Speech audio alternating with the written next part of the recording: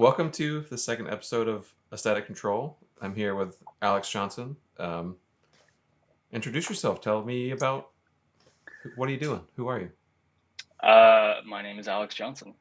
I am a photographer. I am also in the middle of a poker game and it won't go down.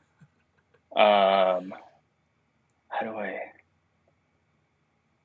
All right. Hopefully that goes away. Um, uh, I also have a gambling problem. You got to um, buy camera somehow, right?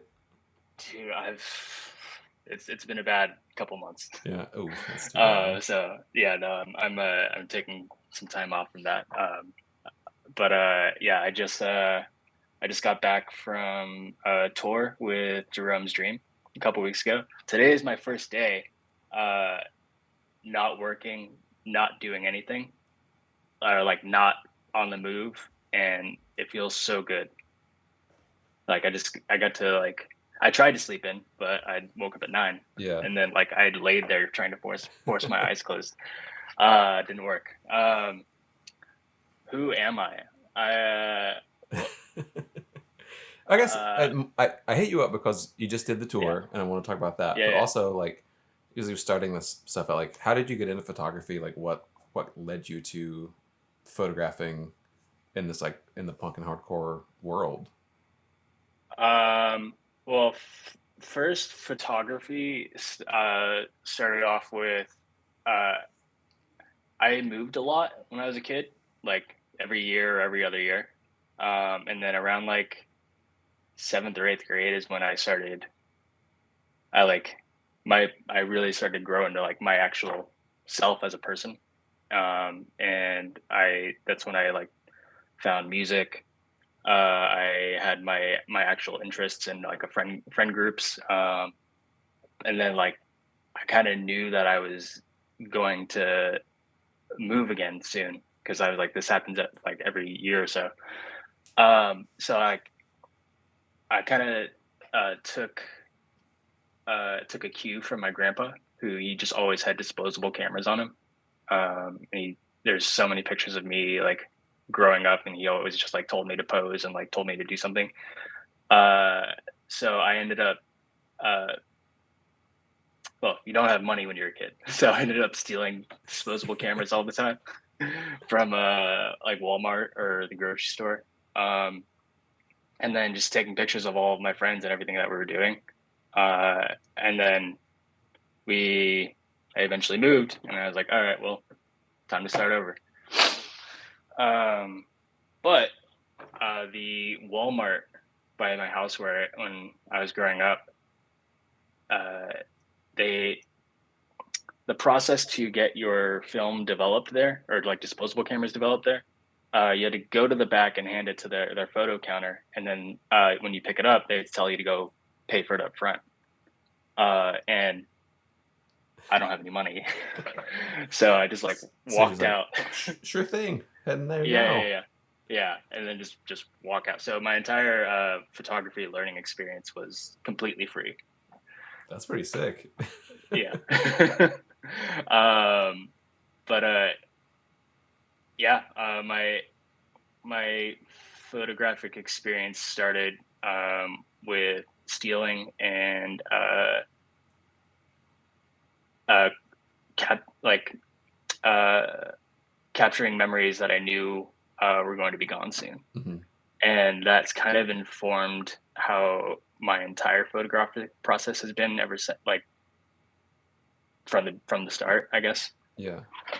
So Because yeah, did that just sort of continue into like starting to go to shows and like meet people in that space? Just like had the camera with you anyway. yeah. When I was high school, I had like this little. I just took my mom's like digital point and shoot that we used on family vacations, and then I would shoot with that or like disposable cameras at shows or like just and it was mostly just like my friends Yeah. or um, occasionally like the band playing. Uh, but I didn't really start fully investing myself into the idea of like really pursuing it until I was maybe like 24 or Mm-hmm. like 23. And then like that's when I started bringing cameras to shows to like actually shoot. And then that was around the time I actually like started wanting to be a photographer. So like then I just like dove in headfirst and like just was experimenting constantly. All I had was a Pentax K1000, Mm-hmm. which I bought from. I bought it for my high school photo class, um, and I didn't really use it much since high school, or like I always had it and I didn't really know what I was doing. Um, but when I was like 24, that's when I like really dove in and like uh, started trying to like actually figure it out. Yeah.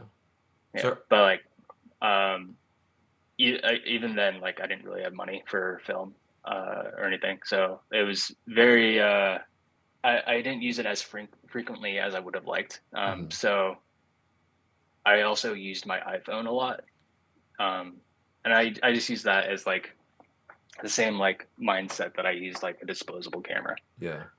just like taking pictures of everything that was happening, and then sometimes I would actually like try to like frame a scene or like see something in front of me and like try to shoot it on my phone as if it was like an actual like not real picture, but you know what Yeah. I mean. And there were actually some photos I got that when like I posted them and people like hit me up for prints of them. I was like, this is just on Wow. my phone. Yeah. Like it, it felt like I was a fraud. And I was like, this isn't a real picture, but I Uh-huh. mean, I guess it is. It's Like, really no different than just like a point and shoot. yeah. And also like more kind of becomes real when you print it. Like it kind of takes on its own, enters into a Actually, yeah, different yeah. life. When I got the actual print and it was like massive, I was like, wow, this is like actually real. This is cool. The first time I got that print and I like that like actually motivated me more to actually uh like pursue or like really learn what I'm doing. Mm-hmm. It's cool. So you are primarily a film shooter now, or are you sort of a mix of both? I'm primarily a film shooter. I have my digital cameras for stuff that like uh, I need sooner than a month later. Yeah. Um, like when I'm on tour, I have my Fuji X Mm-hmm. Pro 2. Mm-hmm. Um, and I got that because it's like the build of the camera is the same exact. It like looks almost exactly like my contacts. Yeah. Um, and like I feel like I can mimic the exact look that I get uh, between each camera. And I actually got a what's it called an adapter Mm-hmm. to use my contacts lenses on it. Oh, I didn't know they So made like I that. can so I can like get even like that much closer to like the real look of what I would typically get on my film cameras. Mm-hmm. Which contacts are Uh, you using? I just upgraded to the G2. Oh, nice. Yeah. I had the G1 for I had the G1 for like 5 years, and I got it repaired, and then like even after I got it repaired, it just kept like breaking. Mm-hmm. And I came up on some money last year, so I was like, all right, let's just do it. So I upgraded. It was way too much. Yeah. And like after I bought it from KEH, Mm-hmm. uh, but like after I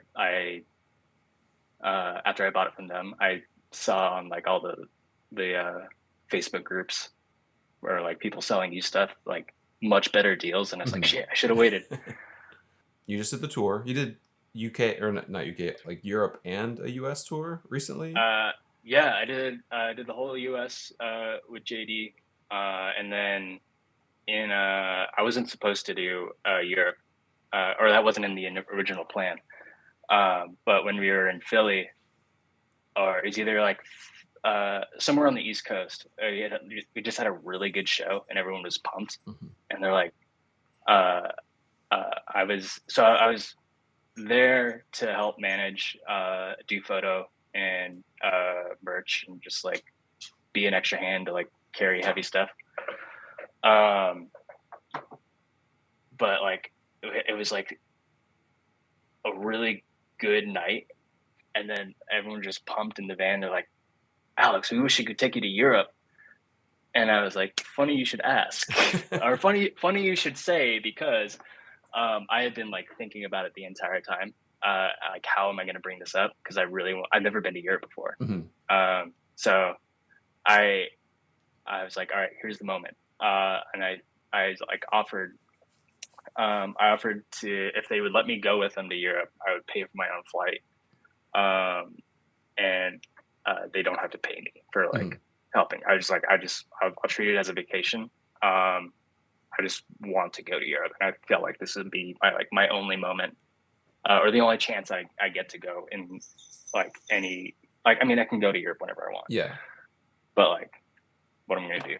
Just Yeah, and to have hang like out? And, an yeah, essentially like not free, but like you have this group of people that you're with, and like you're yeah, the van you're riding around, you're seeing all this stuff that yeah, definitely wouldn't like, you know, yeah, if you take a European vacation, you don't like head to the squat to like play a yeah, show. exactly, yeah, yeah. It was really cool going to these squats, and like playing in weird spaces. And I would have never known about them had I not been on this tour. Yeah.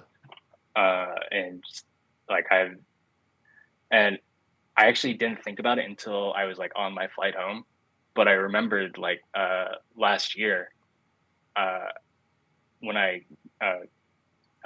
so I got a lot of money from my grandfather when he passed away. So last year I was like, okay, I have all this money. What can I do with it? I want to go to Europe. That was the original plan. I want to go to Europe, but I want to like figure out a band I can go with. So like I asked like 10 bands, Uh-huh.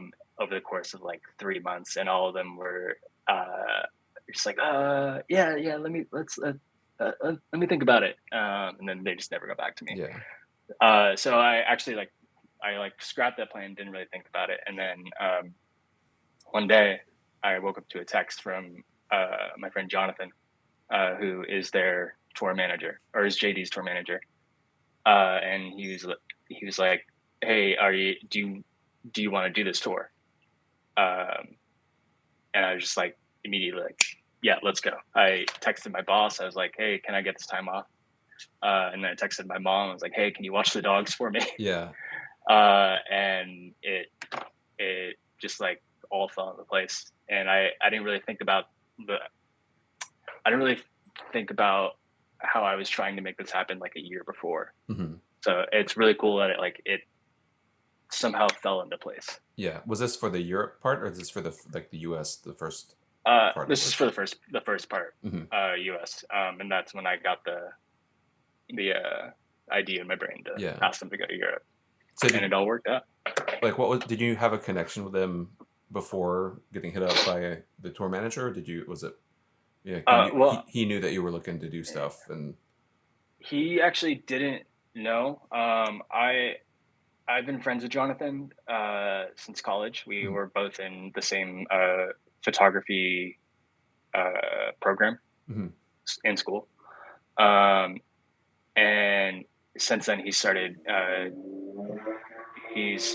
doing like tour management or like band management in some way. He does JD, and the I'm sure he does other ones too, but the only other one I know is King Woman. Mhm. Um, but he they toured through Las Vegas last year, uh, and then I went to see them, of course, but also like mostly hang out with Jonathan. Mhm. And then so I shot them at that show, and then I did my usual portrait of the band after their set, Yeah. which is like a long running project I've been trying. I've been doing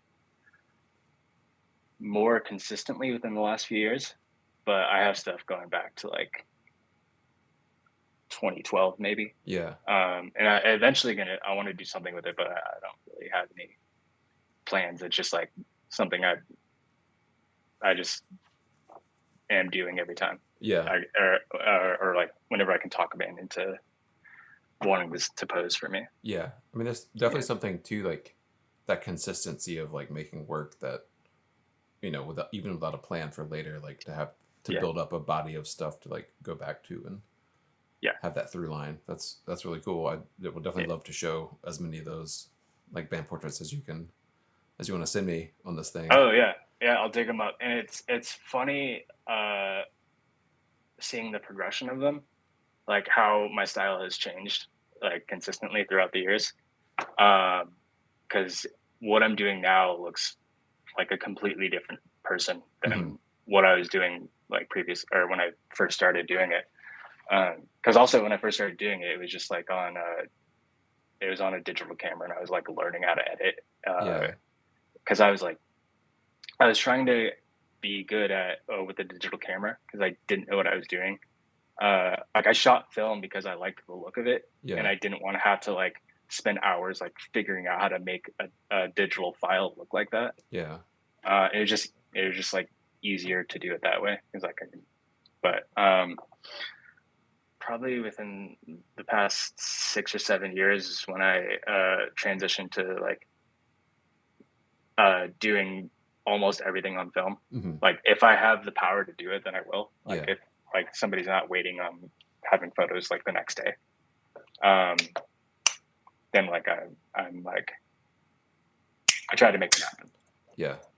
So did you on this like the European tour? Did you shoot Yeah. much film, or is it all digital? Or I shot every day, all their shows on my Fuji, hmm. um, but I because they just wanted stuff for social media, just to Yeah. like have like immediately.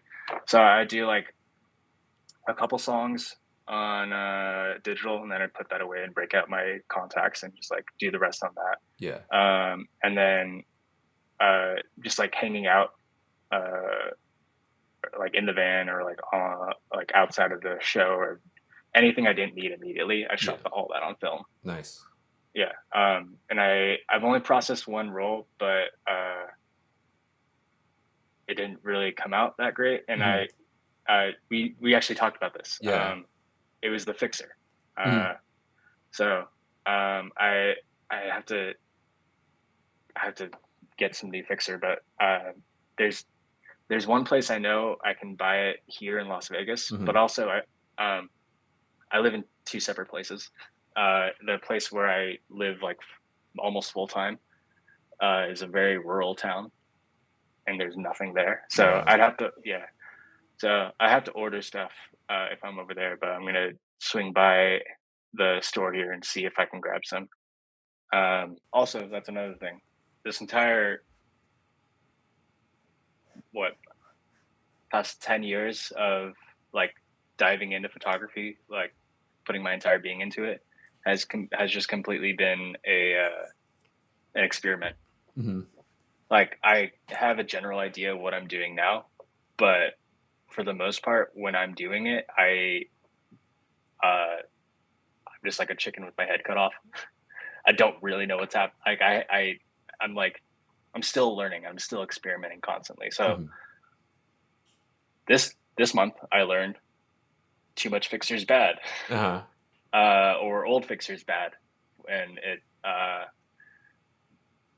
it can really drastically affect your photos or your negatives, which sucks. Yeah.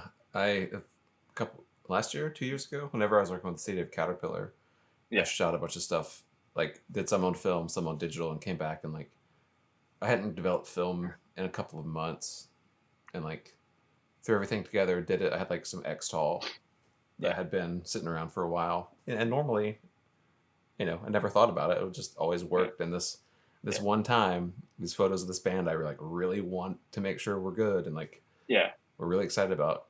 Just nothing, like nothing on the negatives, and I was like, "Fuck!" No, The chemistry shot. Didn't even occur to me. So I was like, I had a good amount of digital files too, but it's like yeah. that really That hurts. made me mad and like Yeah, put me off of film for like the rest of the year pretty much. And then really.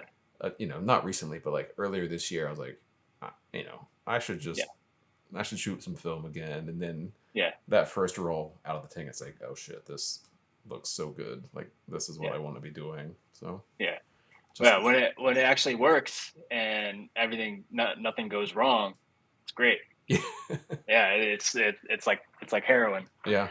or what I That's imagine heroin would be like. well, that's the thing with digital. Like you know, your computer could crash and you lose all your shit.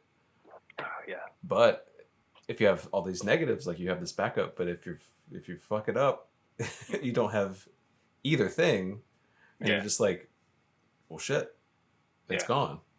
yeah. So Oh, yeah, that's another thing. I didn't learn the importance of backing things up digitally until after I lost a laptop, or a laptop was stolen, yeah, and I didn't have an external hard drive. I didn't like really understand computers that well, or like I mean I understand a fucking computer, but I had everything that I've ever done stored on that one MacBook, hmm and then it was gone, and I was like, shit, now I have nothing. And yeah, I was probably like 23 at the time, 20, 22, because I had just come back from. Do you know the band Anne from Portland? yeah. Okay, Bike I went. punk is that what? Yeah, Yeah, yeah. yeah. I went on them on a tour with them for a week, and uh, everything. Luckily, I still had the SD card with hmm everything on it, so that was the backup. But like everything before that, gone. Like a few months before that was the first tour I ever went on hmm with Death Heaven hmm in 2011, and that was their first full U.S. tour. So all the pictures from that tour gone, all the Damn. video gone, everything. Wow. Yeah, and so I learned the importance of backing things up onto an external hard drive and not leaving computers in your car. Yeah. Yeah, That Def Heaven tour, uh, did you come to Boston on that one? Because that's about the time I I saw them for the first time. I think they went to Boston. I went with them from Seattle to Texas, and then I Okay. had to leave. I had to fly out from Texas to go to a wedding, hmm and then like I had this whole entire trip planned out. Like I saved up all my vacation time at work and just took it all at once, so it was Uh-huh. gone for like a month and a half. Um, so I originally drove up from LA to Seattle for Rainfest, and then stayed there for like a week after. Stayed with a friend, uh, and then I met up with Def Heaven there in Seattle, and then we just went with them for like a week and a half from Seattle to Texas, and then after that, I ended up in New York for like maybe a week or so, and I was that was around the time I was shooting Disposables. hmm It's like still, it's like it was uh, the only thing I really had money for. Yeah. Um, so all the photos, and also speaking of backing things up, I didn't keep any of the negatives. I just yeah, like the lab would give me it on a CD, uh-huh. or like Walgreens would give it to me on a CD. I was like, okay, that works. So, and then I like didn't think about like I wish I had the negatives, because then I would like be able to scan them now and then like make them my own. Yeah. Um, but I mean I'm sure they're on a CD somewhere, but I don't have a CD drive to Yeah. scan them. Yeah. Also, I just have like boxes of negatives and CDs. Um, I would like to go through eventually, but it's just like I have no concept of organization, so yeah. it's just like years and years of some negatives not even in sleeves, just like thrown in there. Yeah. Yeah. And I'm really haphazard with this stuff. in my closet behind me, I have like an entire shelf row of like 2-inch binders of tons of negatives, like from the past, like, I don't know, 12 years. And then in a huge Tupperware thing, I have just like 5 years before that, just like in shoeboxes, in notebooks, and just thrown in there. It's like, God, one day I need to. Yeah. Yeah. I need to go through this and like Yeah. rescan everything and catalog it. But it like the idea of doing that, just like, Jesus Christ. I do start that once a year, and it Mhm. lasts maybe like 2 days, and I'm like, fuck this. I Yeah. don't care anymore. Because then I end up just like wanting to re-edit and like perfect everything I've done in the past, Hmm. and then I'm not going to do anything with it anyway. So just like, why am I wasting all this time on this? Yeah. Which I mean, I should, like, even right now I have like negatives over here Mhm. and negatives like under my computer, Oh yeah. and then like one roll just like haphazardly sitting next to Sounds my like my scanner. desk. Yeah, I've got some Yeah. negatives just sitting here waiting to be scanned. A bunch of like several rolls over there that just stuff everywhere. Yeah. It's I've come to the realization that it's just going to be a mess forever. Mhm. And unless I get somebody to manage me and just sit me down and like, do this now, it's probably never going to happen. I did learn my previous conversation with Andy. He is like an avid Flickr user still. So Really? like, yeah, which I was surprised because I don't know anybody that really still uses it, especially not Yeah. to the extent he does. But I don't think it's his backup, but like a lot of stuff, almost everything he shot is on there. It's like, oh damn, that's like a good That's idea. probably smart. Yeah. So then I'm not like, you have to dig through badly labeled folders on your hard drive, and then like, fuck, like, years ago, I shot, 5 rolls of film this week, 2 shows, a bunch of friends, and I just scanned it in as like August mix. Like, there's no way I'm gonna find what I need unless I Like you don't can have. vaguely remember the time frame of like, oh, I shot this band around that time, so it might be in this folder. So Yeah. I was actually just listening to a podcast with Ed Templeton. How he like organizes all of his stuff.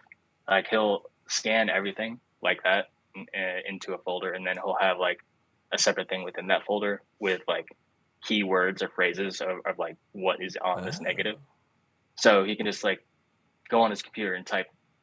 Oh well, do you have any of his zines?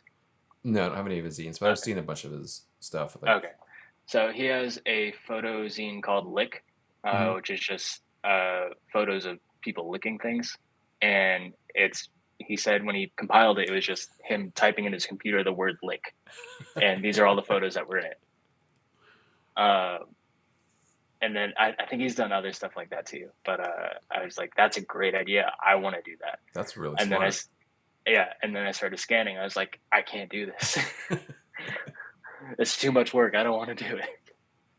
I try to be good with like metadata when I import stuff into like Lightroom or Capture One, like just note like what the camera was, what the film was, what the band or like theme was. But even still, it's like, this stuff goes back 15 years. Like, there's no way I can remember specifics or like know that I was smart enough to tag it back then when I scanned it. So it's like, I have a very specific memory of photos. Like if I'm thinking of a photo, I know exactly what roll it'll be on because I know what I shot around it too.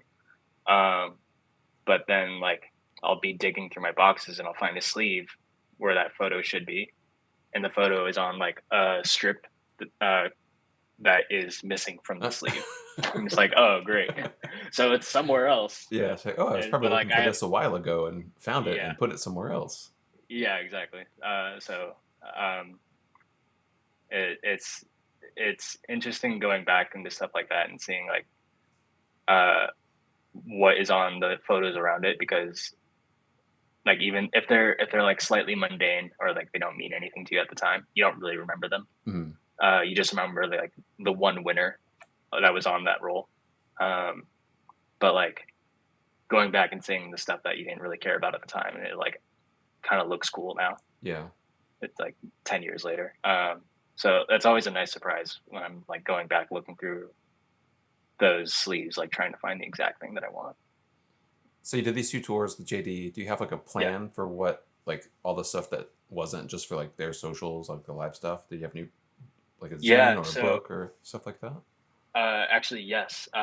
So when they asked me to do this tour or the U.S. tour, I and they're like, so we need you to do all this stuff, and if you would like to, we'd like to use your photographic skills too, just because like we need photos for socials, and we just like your work. I was like, yes, I was actually going to ask you about that.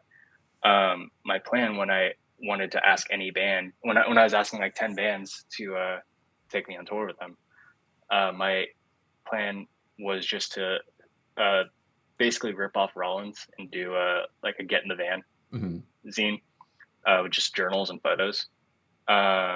So the entire time for the last 3 months, or the 3 weeks in across the U.S. and in Europe, I was just journaling the whole time. So I'm putting a book together of all my journals and all the photos that I took uh, throughout that time. Hmm.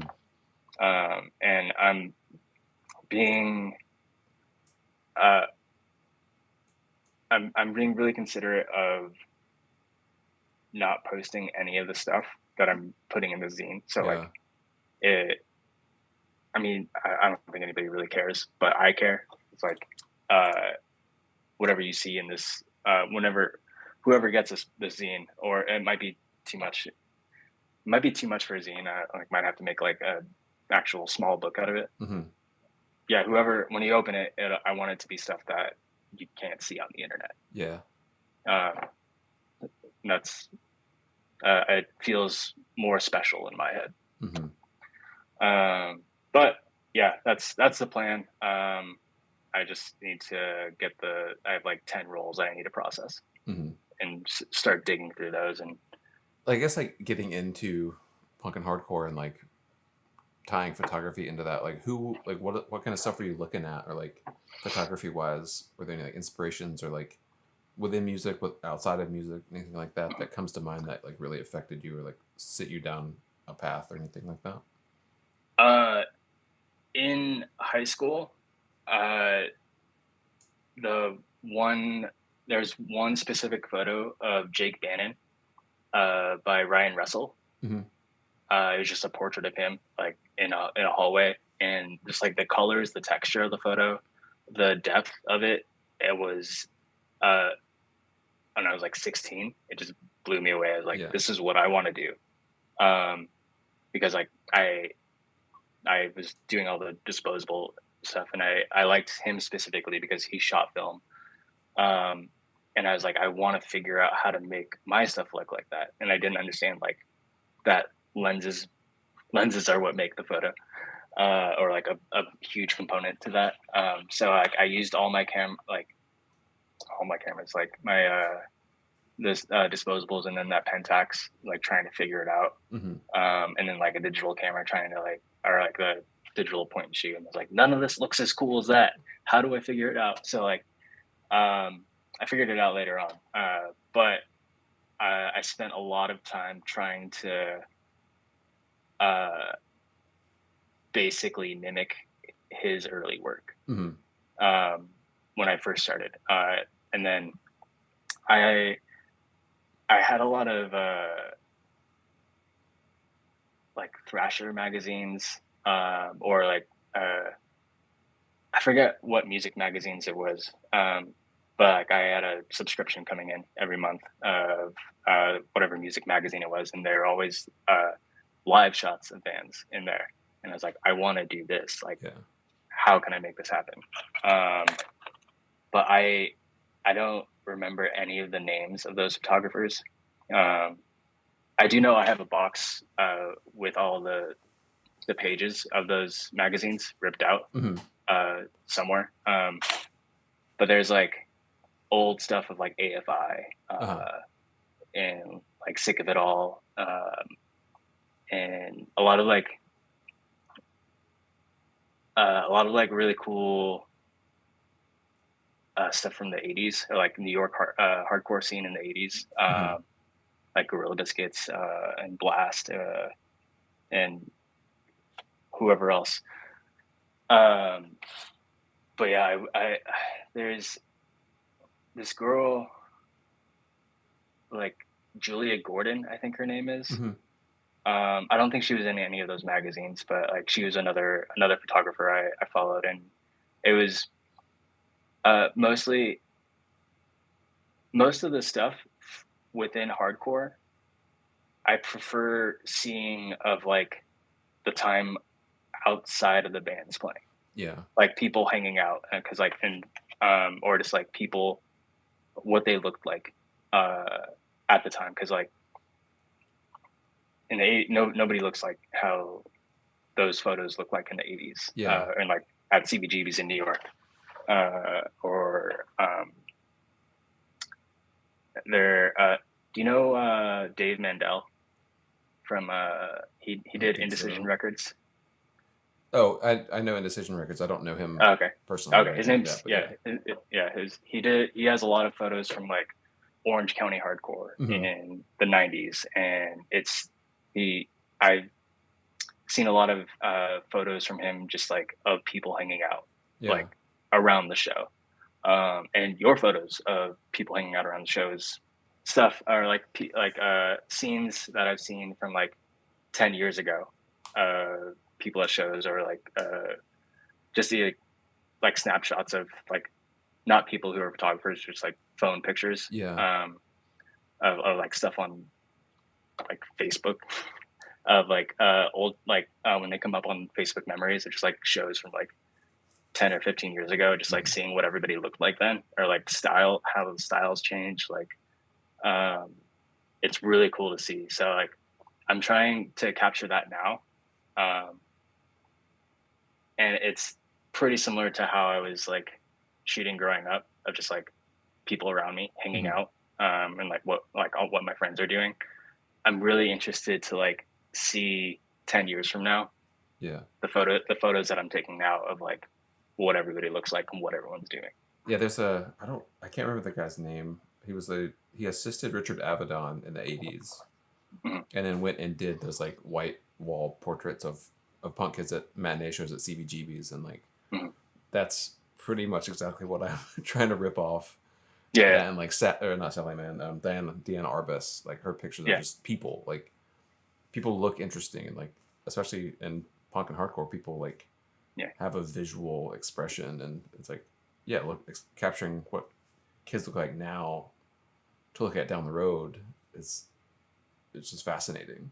So yeah, it's one of those things where there's maybe no immediate plan, but just like having that record of how yeah, things are and what people look like and what they're doing and that kind of stuff. yeah. Well, that was actually before I got this tour with JD. My original plan this summer was to do that at every show in Las Vegas, Uh-huh. because um, it seems like Vegas is uh, still sort of unknown for its music scene. Like Hmm. it's like I feel like people are starting to like see that there is a scene here.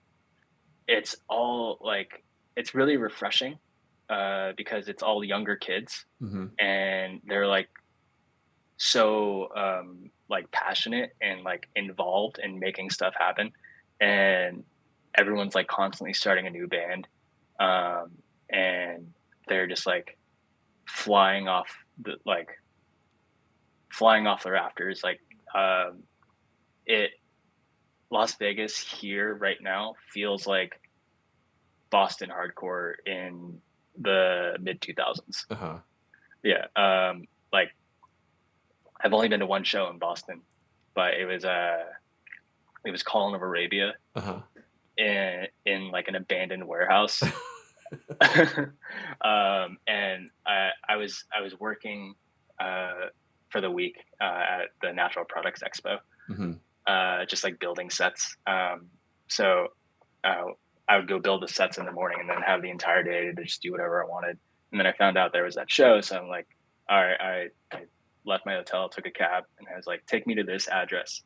Um, and the cab driver was like, are you sure you want to go here? I was like, yeah. Uh-huh. So we get I there, think I and know it's just what like, warehouse you're talking about. okay, yeah, yeah. We get there, and there's like nobody around. Mm-hmm. It's just really dark, and I was like, I guess this is it. So like he's like, you sure you want to go here? I'm like, yeah, yeah, it's fine.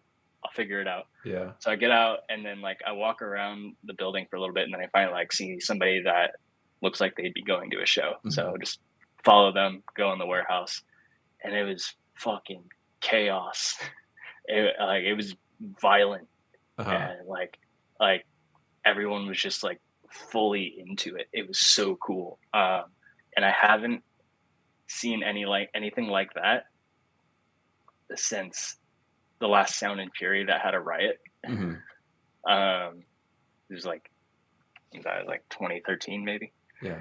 That's crazy. Um, I'm pretty sure that warehouse like burnt down not too long after that because oh, really? kids were like shooting off fireworks and like There were it, fireworks. it I was a remember. wild spot. I remember. So the show itself was in like a sectioned off fenced area. Mm-hmm. It was pretty small. Um, and then so I just walked in there, and there is like kids flying off the rafters. There's like some guy came. There were fireworks at one point. Then some guy came in with like a vacuum cleaner and just started like going in the pit and swinging it. And Uh-huh. I was like, this is frightening, but everyone is like so happy that like I could tell like nobody's like angry Mm-hmm. at this guy, and it's just like people hurting themselves for fun. And I Yeah. was like, this is cool. I love this. Since I started going to shows here in Vegas, I was like, this I haven't seen anybody get hit with a vacuum cleaner, Uh-huh. but it's been like I've gotten like 3 concussions, Oh shit. and yeah, and I'm not like doing anything. I'm just like standing there. One time I wasn't really paying attention. I was just watching the band. I just got like a fist straight to the face. Uh-huh. And I was like, fuck.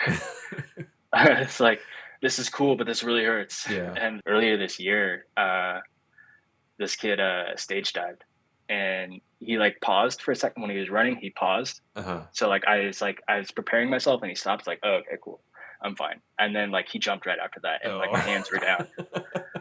My hands were down, and I got a knee right to the head, Oh. and uh, like and blood everywhere immediately. I got a cool. So I went to the bathroom, and like I just like went to like clean myself up. But then I looked in the mirror. I was like, this looks cool. So I like Uh-huh. took a picture. I took a mirror selfie with that, and that picture came out really cool. I mean, you kind of have to if it Yeah, took a knee to the face and you're yeah, bleeding everywhere. So yeah, yeah. But when I took that picture, I was like immediately thinking of Ed Templeton's picture with his Mhm. broken neck. Yeah.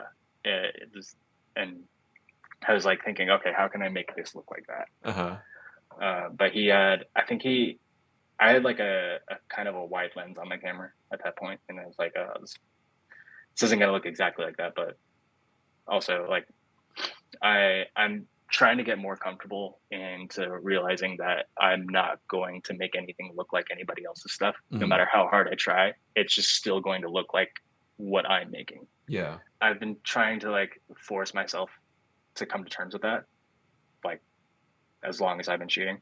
Yeah. But it's still like I see other stuff and I'm like, that looks so cool. I want to make something like that. Yeah. Yeah, but it'll never look like anybody else's. Yeah. And I think there's something like I did some portraits the other day and like I could set up some lights, I could put up like some diffusion, but it's like that's not how I shoot. And like Yeah. even if I did do it, I would kind of be fighting it Mm-hmm. to try to make what like my brain goes to anyway. I mean, there's something to be said about like, trying to stretch and like incorporate different things and try new techniques, but at the same time, there's, you develop this like visual sort of language that you know what you're doing, and it sort of like gets out of the way and lets you work and produce stuff that looks like your work. Yeah. So it's hard to be like, I'm going to try something different. Yeah. And you do it, and it's like, I don't like how this looks. Yeah. You don't like how it looks, but like if you post it or if somebody sees it, you'll like suddenly start, you'll get some type of praise or like, this looks so cool. Like, why aren't you showing this to everyone? Yeah. It's because I fucking hate it. It looks like trash. But it looks like trash because like it doesn't look like how you originally like envisioned it. Mm-hmm. Going back to like digging out negatives out of boxes, like all this stuff that I hate, like looks cool to me now. Yeah. 10 years later. Honestly, like a majority of the stuff I post or anything that I show, I don't like it at all. I just like, I kind of force myself to post it just because like I'm like my own worst critic, I guess. Mm-hmm. Everybody's their own worst critic. So like I'll nitpick about like 20 things about this photo that could have been better Yeah. or I could have done differently. But if you, I've come to terms with realizing like if I just do that and if I keep doing that with everything that I do, I'm just like, I'm not going to get anywhere. Yeah. And my stuff's apparently good enough to get me to Europe or around the world. So yeah. I mean, there is something, obviously it's so hard to do it now in like this world, but like giving work time to just sit and like not be looked at. Like you said, like you come back to it 10 years later and it's like, oh, I didn't even realize what I was doing and how like cool it looked. Mhm. But now with, Instagram and like just posting and like trying to maintain even just like getting work, it's like you have to maintain that like constant output, and it's hard to let things just live for a minute. Cool. So any plans coming up? Any tours? Any cool shows you're working on? Right. I had a lot of plans for the summer, and then I got that JD tour, and then I came back completely broke. Mm-hmm. So right now, like I got back 2 weeks ago, and I've been working like 60 hours a week. Ever since, like today's my first day not working, but there's a zine that I had planned on putting out earlier this year. And actually I put out a kind of like a test copy of it last year or last summer. And I only made 20 copies and I like gave it to people around here. But it's a zine of, so I went in 2019, I went around Texas with a friend's band. And I took an old book of poems that I had written over the last like 10 years prior. And this is all stuff I've never shown anybody because like, again, my own worst critic. I like don't want to show anybody anything I do. So like that was kind of me trying to break out of that. So I took this book of poems and I wrote them on walls or like objects or like just random stuff all throughout Texas. And then I took a photo of it. So this zine is just photos of my poems on walls or random objects around Texas. Most of it's not good, or like I think it's not good. But I mean, I guess we'll see when I start getting hate mail. Sell it with like a stamped envelope back to you. It's like, please send hate mail to here. Yeah. And make a zine of that. Yeah, exactly. So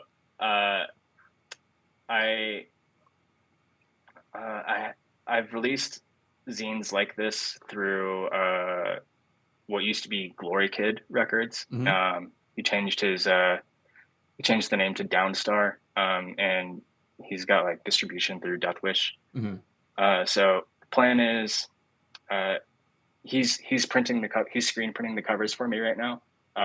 Then I'm gonna like print the insides and just staple it all together myself. Nice.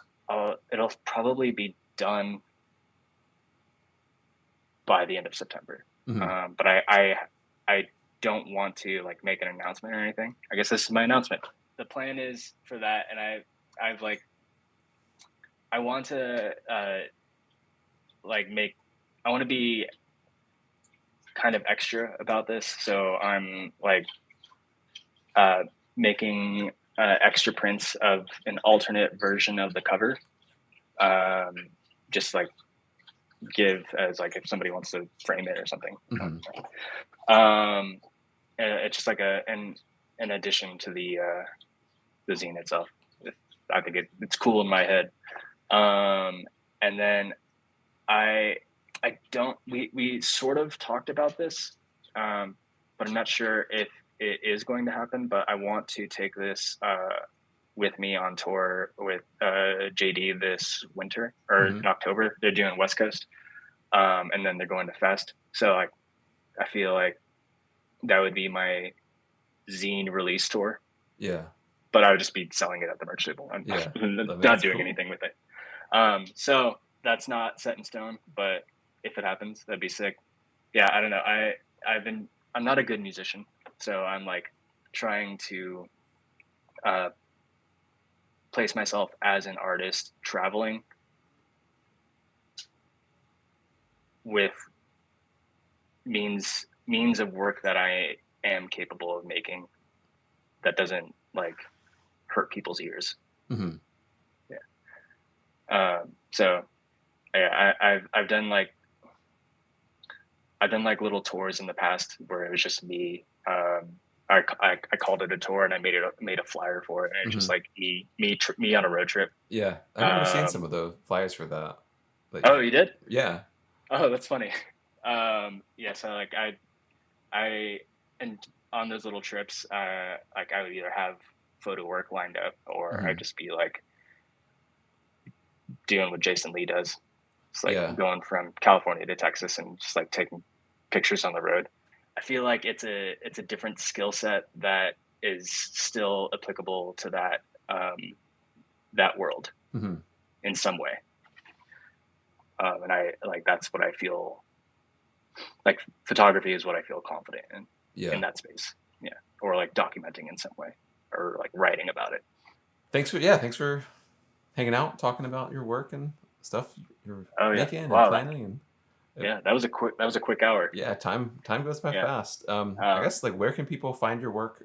Instagram is Nicholas Flamel. Hmm. It's weird. I have a different name.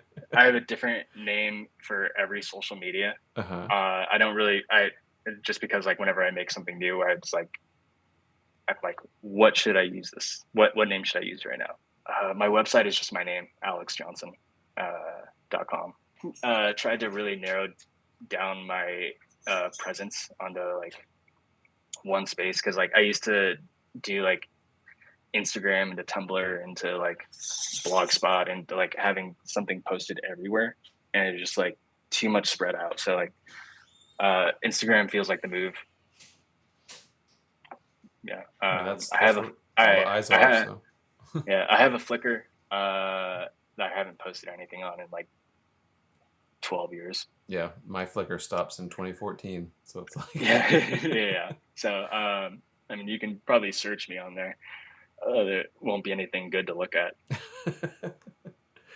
you never know. Go back 10 Yeah. years and look and something will jump out. No, I've looked. There's nothing. Uh, yeah. I think that's it.